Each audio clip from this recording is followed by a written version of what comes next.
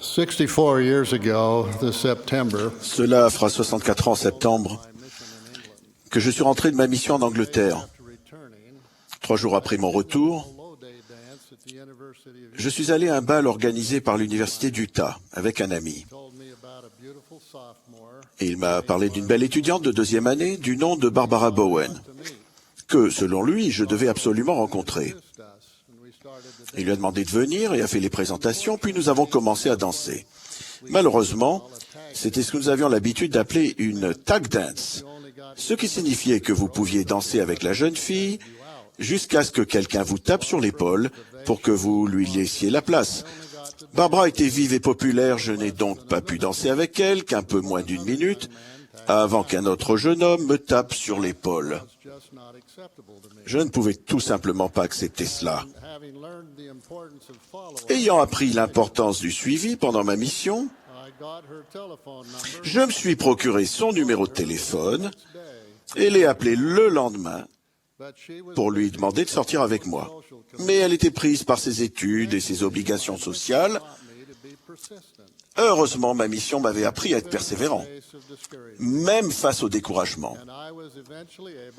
Et j'ai finalement réussi à fixer un rendez-vous avec elle.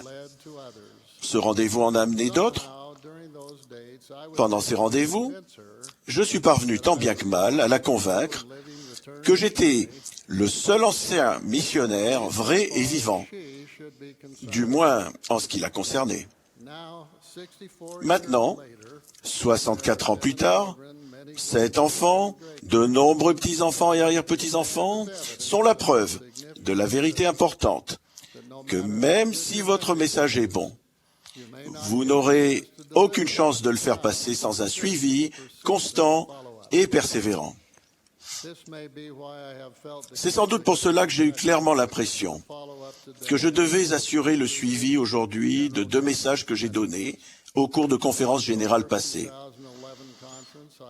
À la conférence générale d'octobre 2011, j'ai insisté pour que nous nous souvenions de ces paroles importantes du Seigneur. Car c'est là le nom que portera mon Église dans les derniers jours, c'est-à-dire l'Église de Jésus-Christ des saints des derniers jours. Par ces paroles, le Seigneur dit clairement que ce n'est pas seulement un titre officiel, mais le nom par lequel son Église doit être appelée. Et étant donné son affirmation claire, nous ne devons pas appeler l'Église par un autre nom, comme l'Église mormone ou l'Église SDJ. Le mot mormon peut être utilisé dans certains contextes pour désigner les membres de l'Église, comme les pionniers mormons ou des institutions comme le Chœur du Tabernacle mormon. Les membres de l'Église sont généralement connus comme étant des mormons. Et dans les relations avec les personnes qui ne sont pas de notre religion, nous pouvons très bien nous désigner comme étant mormons, du moment que nous y ajoutons le nom complet de l'Église. Si les membres apprennent à employer le nom correct de l'Église en lien avec le mot mormon, cela soulignera le fait que nous sommes chrétiens, membres de l'Église du Sauveur. Frères et sœurs, soyons logiques avec nous-mêmes et prenons l'habitude de toujours dire clairement que nous appartenons à l'Église de Jésus-Christ des saints des derniers jours. Le deuxième message pour lequel j'estime que je dois assurer le suivi a été donné lors de la dernière conférence générale, lorsque j'ai encouragé les membres à prier pour être guidés, avant Noël, vers au moins une personne qu'ils pourraient inviter à en apprendre davantage sur l'Évangile rétabli. De nombreux membres de l'Église m'ont raconté des expériences spéciales qu'ils ont eues parce qu'ils ont demandé au Seigneur d'avoir des occasions missionnaires. Par exemple, un membre récemment rentré de mission a prié expressément pour être guidé vers la bonne personne qu'il pourrait toucher. Le nom d'une ancienne camarade de classe lui est venu à l'esprit. Il l'a contacté par Facebook et il a appris qu'elle priait pour trouver un but et un sens à sa vie. Il a assuré le suivi juste au moment où elle recherchait la vérité et en décembre, elle s'est fait baptiser. On m'a raconté de nombreuses invitations du même genre, mais le suivi n'a été assuré que pour quelques-unes d'entre elles. Je crois énormément au principe du suivi. Comme c'est énoncé dans le guide missionnaire, lancer une invitation sans assurer le suivi, c'est comme entreprendre un voyage sans le terminer ou acheter un billet pour un concert sans aller au théâtre. Si l'action n'est pas menée à bien, l'engagement est creux. Prêcher mon évangile enseigne à tout le monde non seulement comment inviter, mais aussi comment assurer le suivi de nos invitations.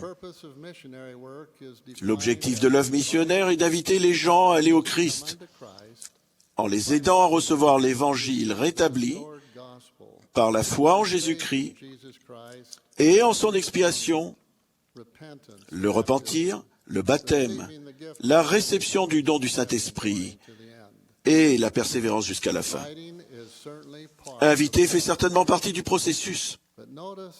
Mais remarquez que l'œuvre missionnaire accomplie par les membres ne se borne pas loin, s'en faut, à lancer l'invitation aux gens d'écouter les missionnaires. Elle consiste aussi à faire le suivi avec les missionnaires dans le développement de la foi, la motivation au repentir, la préparation à contracter des alliances et à persévérer jusqu'à la fin. Le principe du suivi est illustré dans le livre des Actes des Apôtres. Pierre et Jean montaient ensemble au temple. Il y avait un homme, boiteux de naissance, qu'on portait et qu'on plaçait tous les jours à la porte du temple, appelée la Belle, pour qu'il demandât l'aumône à ceux qui entraient dans le temple. Cet homme, voyant Pierre et Jean qui allaient y entrer, leur demanda l'aumône. Pierre, de même que Jean, fixa les yeux sur lui et dit « Regarde-nous ». Et il les regardait attentivement, s'attendant à recevoir d'eux quelque chose. Alors Pierre lui dit « Je n'ai ni argent ni or, mais ce que j'ai, je te le donne. Au nom de Jésus-Christ, de Nazareth, lève-toi et marche. » C'est une invitation puissante, venant d'un serviteur du Seigneur. Vous ne trouvez pas? Mais Pierre ne s'en est pas tenu à cette invitation. Le récit scripturaire nous dit qu'ensuite, le prenant par la main droite, il le fit lever. Au même instant, ses pieds et ses chevilles devinrent fermes. D'un saut, il fut debout. Et il se mit à marcher. Il entra avec eux dans le temple, marchant, sautant et louant Dieu. En d'autres termes, Pierre n'a pas simplement invoqué l'autorité de la prêtrise qu'il détenait et demandé à l'homme de se lever et de marcher. Il a aussi assuré le suivi de son invitation en allant vers l'homme, en le prenant par la main droite, en le faisant lever, puis en marchant avec lui jusqu'au temple. Dans l'esprit de l'exemple de Pierre, je propose l'idée que nous pouvons tous être plus constamment impliqués dans l'œuvre missionnaire, en remplaçant la crainte par la foi, en invitant quelqu'un au moins une fois par trimestre, 4 fois dans l'année, à suivre l'enseignement des missionnaires à plein temps. Ils sont préparés à enseigner par l'Esprit, avec l'inspiration du Seigneur, inspiration sincère qui vient du fond du cœur. Ensemble, nous pouvons assurer le suivi de nos invitations, prendre les autres par la main, les édifier et les accompagner dans leur parcours spirituel. Pour vous aider dans ce processus, je vous invite tous, quel que soit votre appel actuel ou votre niveau d'activité dans l'Église, à vous procurer un exemplaire de Prêcher mon évangile. Il est disponible dans nos centres de distribution et gratuitement en ligne. C'est un guide pour l'œuvre missionnaire, ce qui signifie que c'est un guide pour nous tous.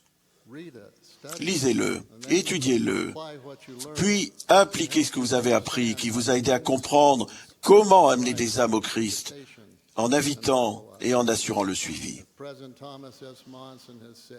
Comme le président Monson l'a dit, le moment est venu pour les membres et les missionnaires de s'unir, d'œuvrer ensemble, de travailler dans la vigne du Seigneur pour lui emmener des âmes. Jésus-Christ a enseigné à ses disciples. La moisson est grande, mais il y a peu d'ouvriers. Priez donc le maître de la moisson d'envoyer des ouvriers dans sa moisson. Le Seigneur a répondu à cette prière à notre époque par le nombre de missionnaires à plein temps le plus important de l'histoire du monde. Avec cette nouvelle vague d'ouvriers fidèles, le Seigneur nous a donné une autre occasion de l'aider dans cette grande moisson d'âmes.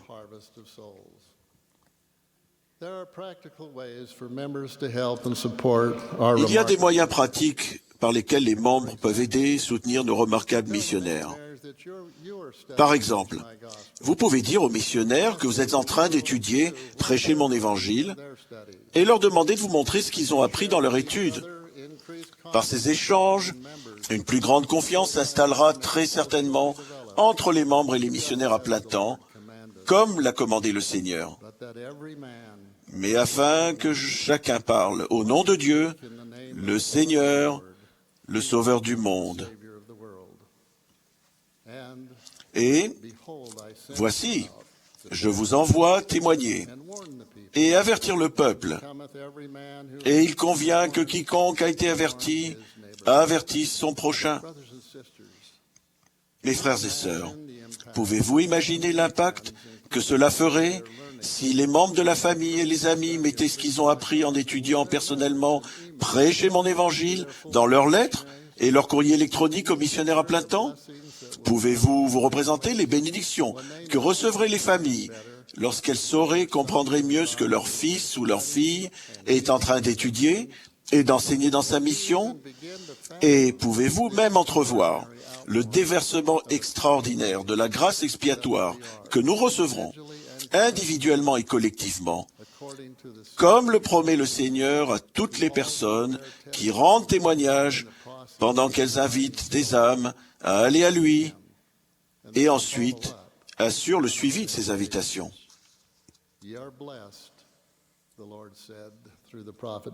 Le Seigneur a dit par l'intermédiaire de Joseph Smith, le prophète, « Vous êtes bénis, car le témoignage que vous avez rendu est inscrit dans le ciel pour que les anges le contemplent.